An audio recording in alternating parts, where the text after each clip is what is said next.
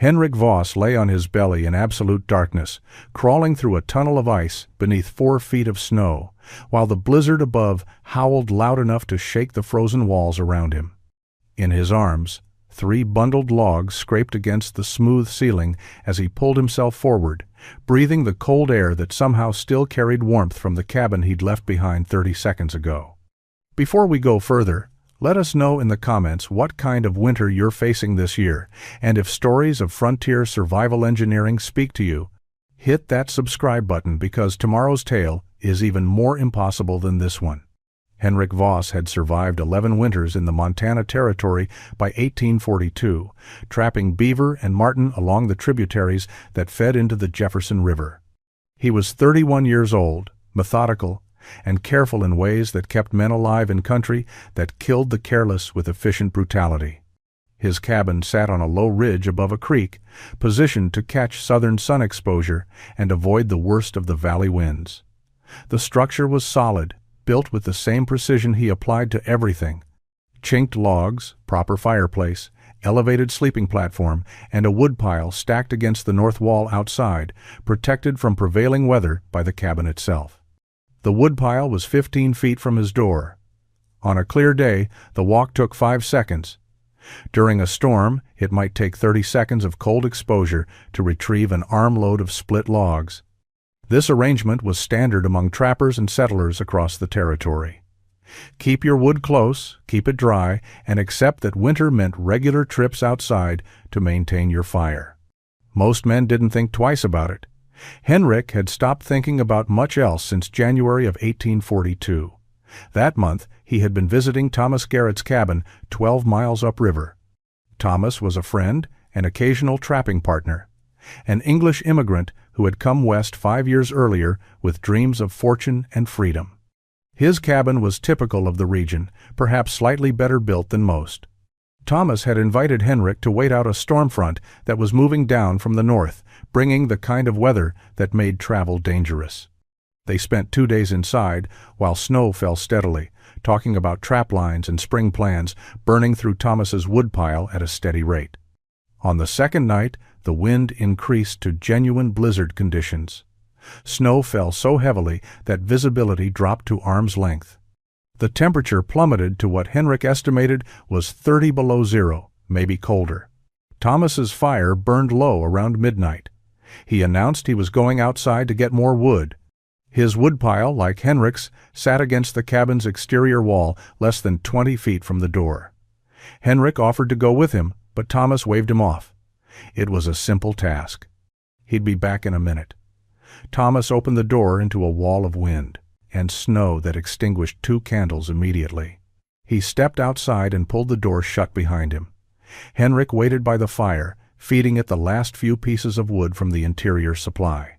1 minute passed, then 2. By 3 minutes, Henrik felt the first stirring of concern. At 5 minutes, he knew something was wrong. He grabbed his coat and opened the door into conditions that shocked him despite 11 winters of experience. The wind hit with physical force, and the snow was so thick he couldn't see the woodpile that he knew stood less than 20 feet away. Henrik pushed into the blizzard with one hand on the cabin wall, using it as a guide. The wind screamed past his ears, loud enough to drown out his own shouting. He called Thomas's name repeatedly, knowing the sound wouldn't carry 5 feet in these conditions. Snow stung his exposed skin like thrown sand. The cold burned in his lungs with each breath. He moved along the wall toward where the woodpile should be, counting steps to maintain orientation. At 10 steps, he should have reached the corner where the woodpile began. He found nothing but empty space and driving snow. Henrik extended his search pattern, moving away from the wall in careful increments, always keeping one reference point. His boot struck something solid after 3 steps into the open. He dropped to his knees and found Thomas lying face down in snow that was already drifting over him. Henrik grabbed his friend's coat and pulled. Thomas's body moved with the terrible limpness of dead weight.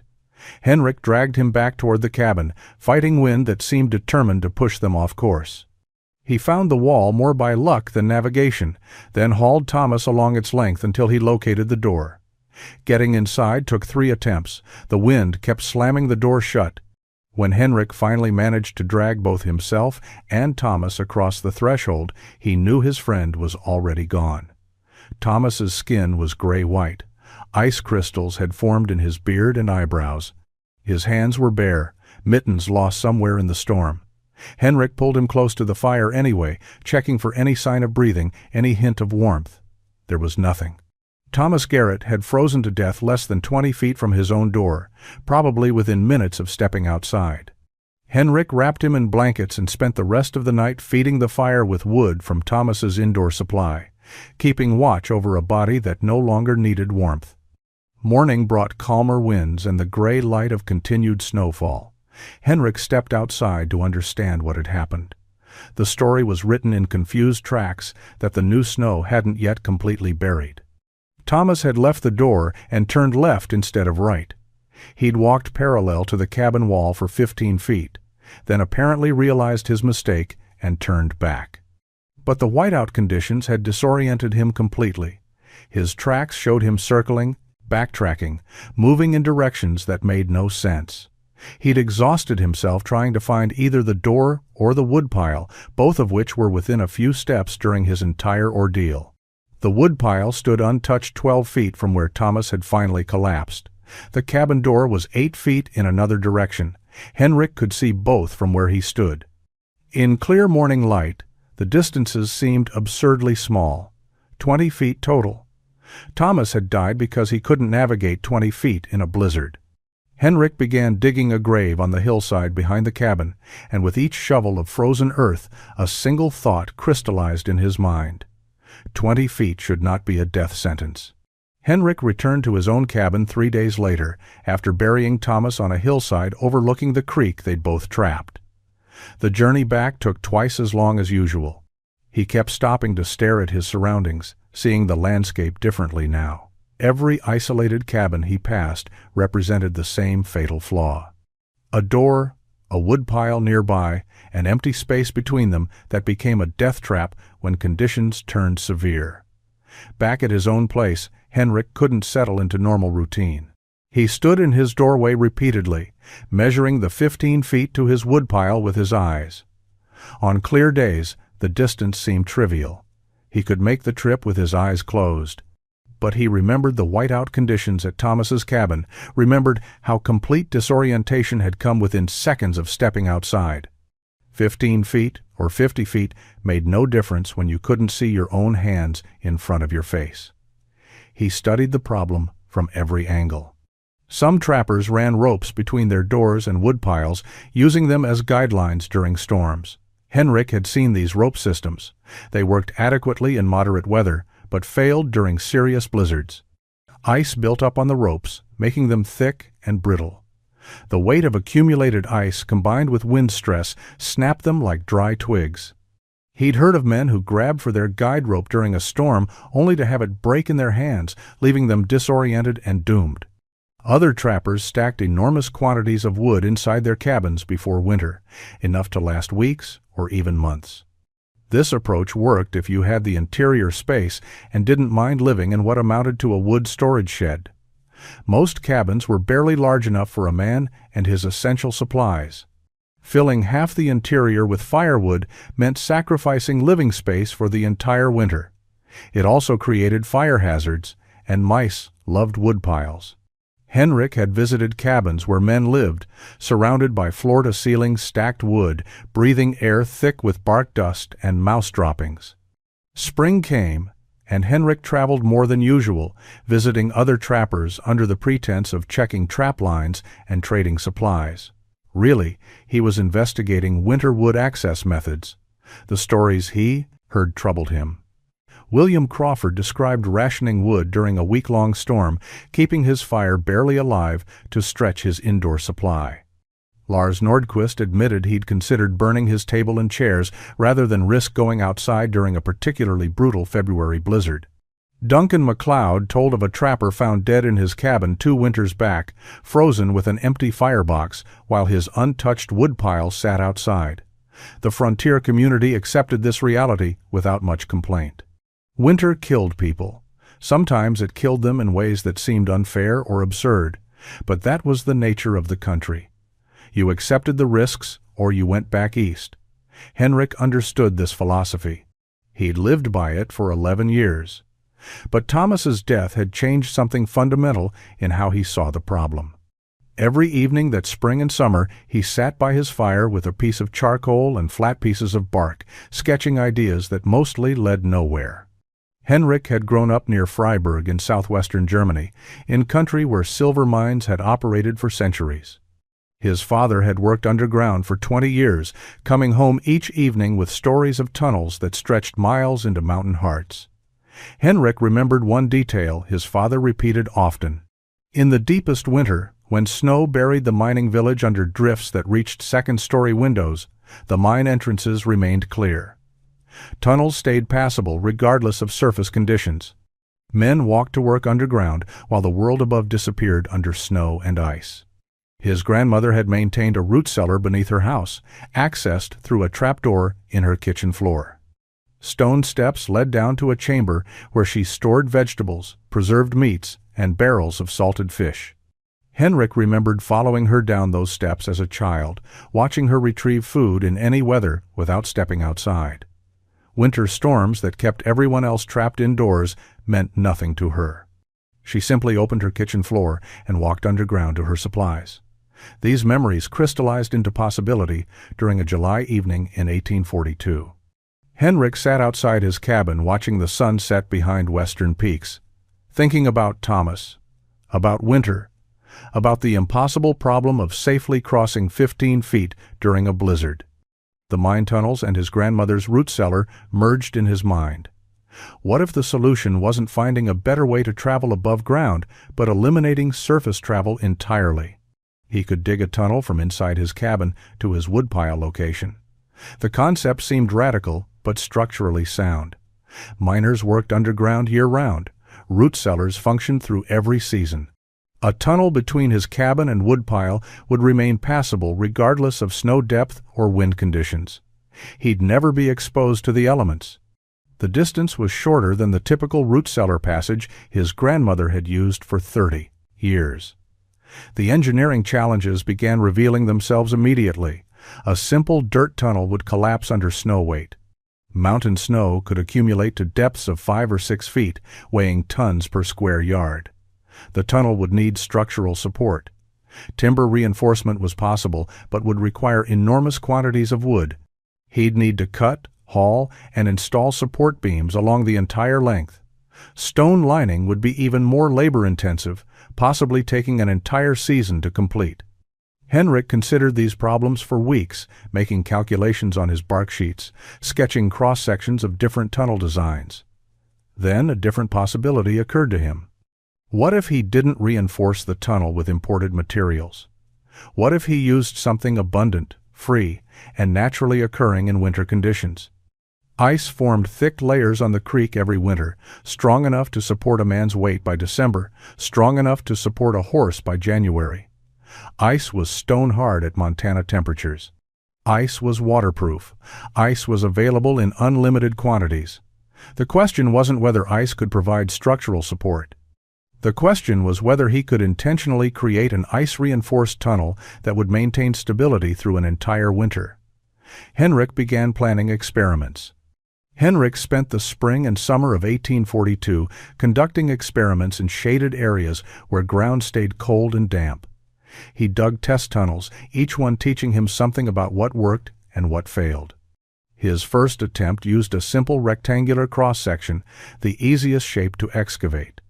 He cut straight walls and a flat ceiling, then applied water to the surfaces and waited for freezing temperatures at night. The ice formed adequately, creating a hard shell over the dirt walls. He tested the structure by piling rocks and logs on top, simulating snow weight. The ceiling cracked within hours. The corners fractured where walls met ceiling, and the entire structure showed stress failures along every joint. A rectangular tunnel might work with timber reinforcement, but ice alone couldn't handle the load distribution. The right angles created concentration points where force exceeded the ice's structural capacity. His second attempt used a fully rounded cross-section, like a tube lying on its side. He spent days carefully shaping the curve, creating a uniform arch from floor to ceiling. This design distributed weight far better.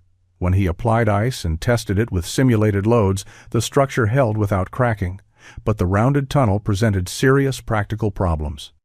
It was extremely difficult to excavate evenly, and crawling through it would be awkward. The curved floor made transporting anything while crawling nearly impossible. Henrik sat beside his failed experiments and thought about what he'd learned. Flat ceilings distributed weight evenly across their span, but created stress at corners. Curved surfaces eliminated stress concentration, but were impractical for use. He needed to combine the advantages of both while eliminating the weaknesses of each. The solution came to him while watching water flow in the creek. The creek bed was flat on top where it met the banks, but curved at the bottom where water had worn the stone smooth. He dug a new test tunnel with a flat ceiling and a rounded, scooped-out floor. The cross-section resembled a rectangle sitting on top of a half-circle. The flat roof maintained consistent headroom for crawling. The curved floor eliminated corner stress points and created a natural channel at the center. He shaped the surfaces carefully, making them as smooth as possible, then began the ice application process. He hauled buckets of water from the creek in the evening when temperatures dropped. Using a brush made from pine boughs, he painted thin layers on the tunnel walls and ceiling. Each layer froze overnight. The next evening, he added another layer. He built the ice thickness gradually over 2 weeks, creating a laminated structure where each layer bonded to the previous one. The final thickness reached 3 inches on the ceiling and walls. When he tested this design with heavy loads placed on the surface above, the tunnel held perfectly. No cracks appeared. No settling occurred. The flat over curved shape distributed forces exactly as he'd hoped.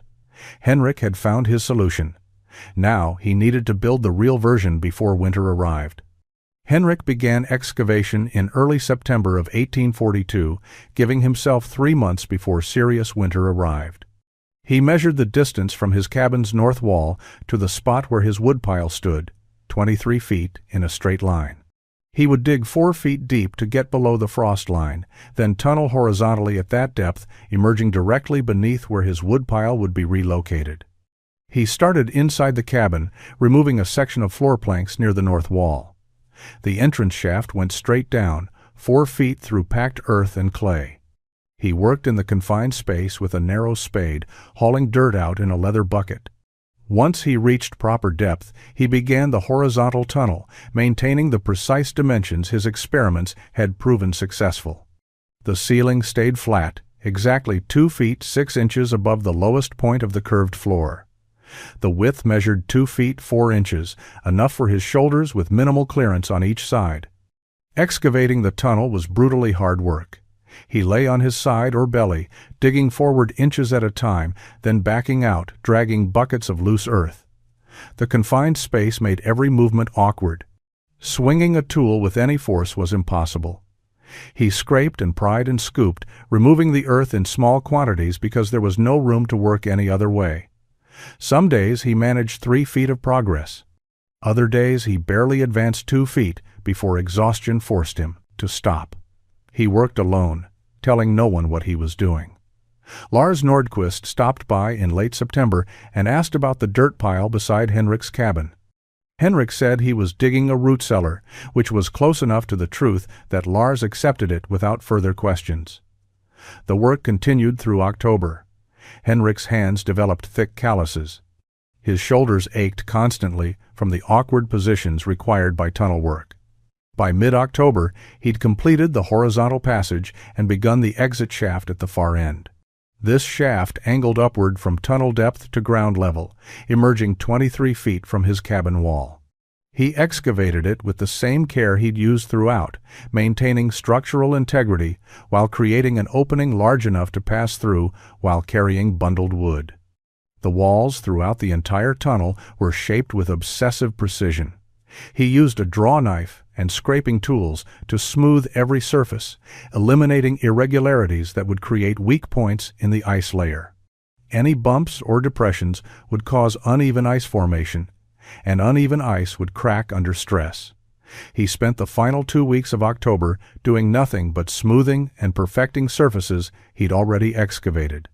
By early November, the tunnel was complete from an excavation standpoint, 23 feet of passage, with smooth-shaped walls showing the distinctive flat over curved cross-section.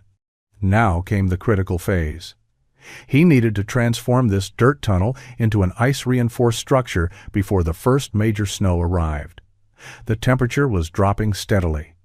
Winter was coming, and Henrik was ready. Henrik began the ice reinforcement process in early November when nighttime temperatures dropped consistently below freezing. His technique required patience and precision. Each evening after dark, he hauled buckets of water from the creek, warming them slightly by his fire to keep them liquid long enough to apply. He crawled through the tunnel with a bucket and his pine bough brush, painting thin layers of water onto the walls and ceiling. The water application had to be controlled carefully. Too much water would pool at the bottom and create uneven ice. Too little wouldn't build adequate thickness. He worked systematically, coating every surface with a layer thin enough to freeze uniformly overnight. By morning, the water had transformed into a glassy ice shell bonded directly to the dirt beneath. That evening, he repeated the process, adding another layer over the first. The ice built up gradually over 3 weeks. Each layer fused to the previous one, creating a laminated structure stronger than a single thick application would have been. The layers compressed microscopic air gaps and irregularities, producing ice that was dense and exceptionally hard. Henrik measured the thickness regularly with a marked stick. 4 inches on the ceiling where snow weight would be greatest, 3 inches on the walls where lateral pressure would dominate, 2 inches on the floor where he needed to maintain the curved crawling surface. By late November, the tunnel had transformed from a dirt passage into something that resembled the inside of a frozen pipe. The ice gleamed in lantern light, smooth and uniform.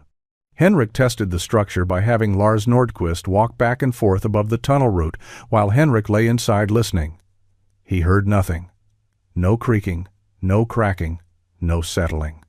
The flat over curved design distributed Lars's weight so effectively that the tunnel registered no stress from a 180-pound man walking directly overhead.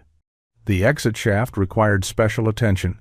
Henrik built a wooden hatch at ground level using thick planks fitted together tightly. The hatch would sit beneath his relocated woodpile, hidden from casual observation.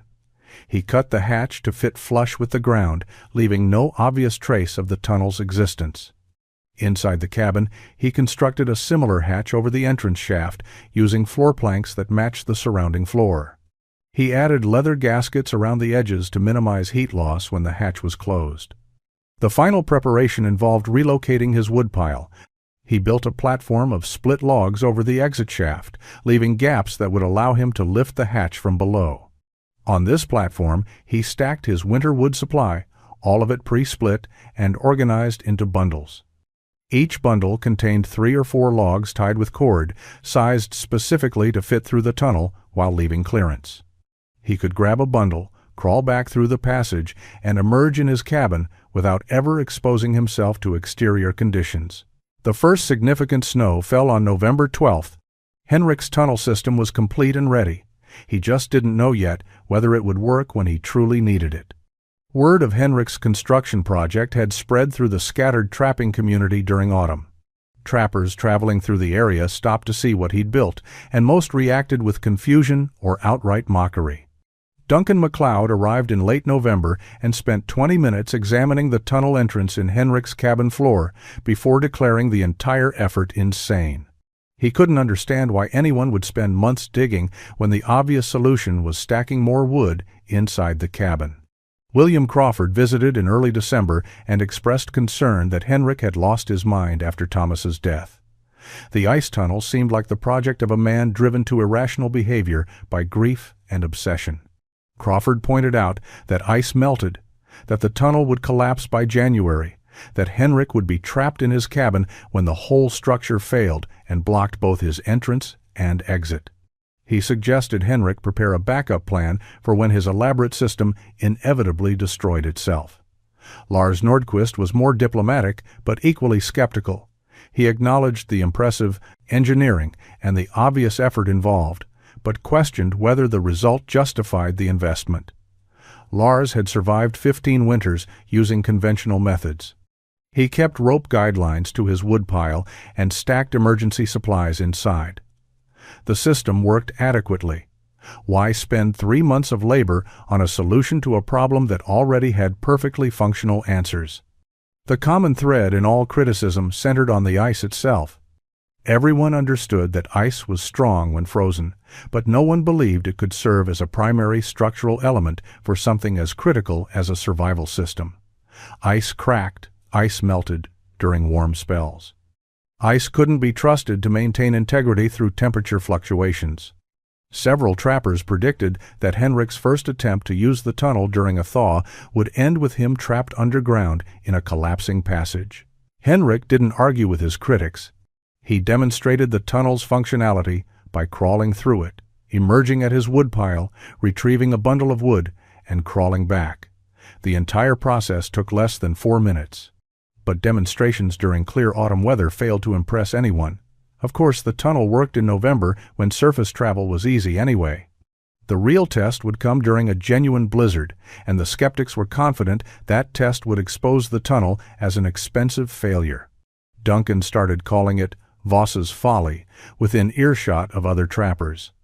The name spread quickly. By mid-December, most of the local trapping community referred to Henrik's tunnel with a mixture of amusement and pity. They saw it as evidence of what happened when grief drove a man to obsessive, impractical projects. Some predicted Henrik would abandon the tunnel after 1 winter and fill it in. Others suggested he'd be lucky if the collapse didn't damage his cabin's foundation. Henrik maintained his normal routine, checking trap lines and processing pelts. He kept minimal wood inside his cabin, relying entirely on his tunnel system for daily fuel needs. The tunnel worked flawlessly through December, but no one witnessed its operation during conditions that mattered. That would change in February. The storm system that moved down from Canada in early February of 1843 exceeded every trapper's experience in the region. Weather patterns suggested a major blizzard was coming, and the community made standard preparations. Trappers stocked their cabins with extra wood, securing enough interior fuel to last several days without venturing outside. Lars Nordquist filled half his cabin with stacked logs. Duncan MacLeod brought in enough wood to last a week if he rationed carefully. William Crawford reinforced his rope guideline system and positioned emergency supplies near his door. Henrik brought in 1 day's worth of wood. He trusted his tunnel completely and saw no reason to clutter his living space with fuel he could access any time, regardless of conditions. His neighbors heard about this and considered it further evidence of poor judgment. The tunnel might work during moderate weather, but betting your life on an ice passage during a serious storm seemed like dangerous foolishness. The blizzard arrived on February 9th and immediately proved itself extraordinary. Wind speeds reached what Henrik estimated was 50 miles per hour, possibly higher during gusts. The temperature dropped to 40 below zero. Snow fell so heavily that visibility vanished completely within minutes. The storm continued without pause for 4 consecutive days. Snow accumulated to 4 feet on level ground and much deeper where wind created drifts. The sound of the wind was a constant roar that made normal conversation inside cabins nearly impossible. Other trappers found themselves in desperate situations by the 3rd day. Lars Nordquist had stacked plenty of wood inside, but he hadn't anticipated the storm's duration. By day 3, he was burning furniture to supplement his dwindling supply. Duncan MacLeod attempted a wood retrieval on the 2nd day, confident his rope system would keep him safe. He made it to his woodpile, but disorientation and extreme cold nearly killed him anyway. He stumbled back with only 2 logs after 10 minutes of panic, suffering severe frostbite on both hands. William Crawford's rope guideline failed on the 3rd day. Ice accumulation made it brittle, and the weight combined with wind stress snapped it during the morning. He heard it break, knew his lifeline was gone, and spent 8 hours without fire before the storm briefly lessened enough for him to risk retrieving wood without the rope. He survived, but the experience left him shaken. Henrik used his tunnel 6 times during the 4-day storm. Each trip followed the same routine. He opened the floor hatch, descended into the tunnel, crawled 23 feet through darkness with only the smooth ice walls as guidance emerged beneath his woodpile, grabbed a bundle of pre-tied logs, and crawled back. The entire process took 3 to 4 minutes. His total exposure to exterior conditions during the entire blizzard was 0 seconds. He maintained a comfortable fire throughout, never rationed wood, never worried about supply. The tunnel showed no structural problems despite massive snow weight pressing down from above. The ice walls remained solid and stable. The storm ended on February 13th, leaving the Montana Territory under snow depths that wouldn't fully melt until April. Trappers emerged from their cabins to assess damage and check on neighbors, a frontier courtesy that had saved lives in previous winters. Lars Nordquist visited Henrik first, expecting to find him struggling with depleted supplies or damage from his experimental tunnel system. Instead, he found Henrik comfortable and well supplied, with a fire burning steadily and plenty of wood stacked inside. Lars asked directly how Henrik had managed so well. Henrik showed him the tunnel, opening the floor hatch and lighting a lantern to reveal the ice-reinforced passage below. Lars descended carefully and crawled through the entire length, emerging at the woodpile location. He examined the flat ceiling and curved floor, touched the 4-inch ice layer, and immediately understood what he was seeing. This wasn't luck or improvisation. This was engineered infrastructure that had performed exactly as designed under the worst possible conditions. Duncan MacLeod and William Crawford arrived later that day and heard the explanation. Both men examined the tunnel with hands still bandaged from frostbite and rope burns. The skepticism that had characterized their previous assessments vanished completely. Duncan stated it plainly. He had been wrong. This wasn't crazy. This was survival infrastructure that worked when everything else failed. William asked detailed questions about construction timeline, ice application technique, and structural principles. Henrik answered everything freely. Over the following weeks, trappers throughout the region came to see Henrik's tunnel and ask questions about replication. Henrik shared his technique without reservation. He explained the critical importance of the flat over curved cross-section, demonstrated his water application method, and emphasized that ice needed to be built up gradually in thin layers rather than applied all at once. He showed them his bundled wood system and explained how bundle size had to match tunnel dimensions. The spring and summer of 1843 saw 4 trappers begin construction of their own tunnel systems. Peter Steinman built the most sophisticated version, adding a ventilation shaft and extending his tunnel to include underground storage beyond just firewood. Lars Nordquist built a simpler design but followed Henrik's core principles carefully. His tunnel functioned flawlessly through the following winter. Not every attempt succeeded immediately. William Crawford tried to save time by using a square cross-section and rushing the ice application. His tunnel partially collapsed in December under heavy snow load. He rebuilt the following summer using proper technique, and his second tunnel served him for years. Over the next 5 years, tunnel systems became increasingly common in isolated camps throughout Montana, Wyoming, and Idaho. The technique spread through demonstration and word of mouth, shared freely among men who faced similar challenges. Henrik continued trapping until 1848, then left for Oregon Territory, where he established a small farm.